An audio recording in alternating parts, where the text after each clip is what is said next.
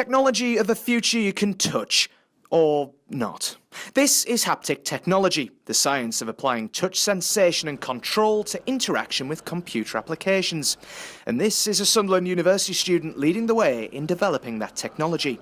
Oliver Marsay has just become the first recipient of a Bill Beadnell 10K Scholarship Prize, a donation from a late entrepreneur's family to be awarded to an outstanding student.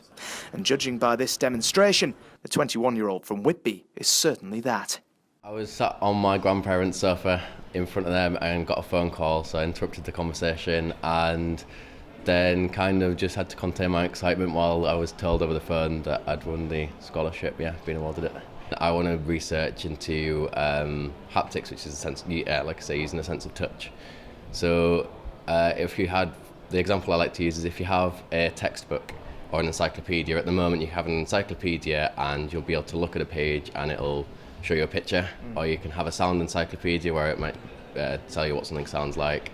If you had a haptic encyclopedia, you'd be able to feel like what the bark of a tree felt like, and things like that. So it's industries, things like medicine for training purposes, things like you can take it into the military, entertainment's a massive one, so gaming and things like that. Be able to feel like what a bullet feels like if you've been shot in a game and things like that.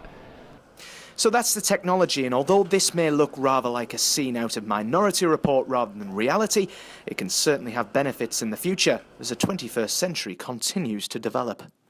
The main project is researching into the base technology for haptics. So there's loads and loads of things in research going on at the moment, but none of it's really in the consumer market, and it's not really affordable at the moment. It's very expensive technology, so I'm looking at cheap alternatives to what's already in research.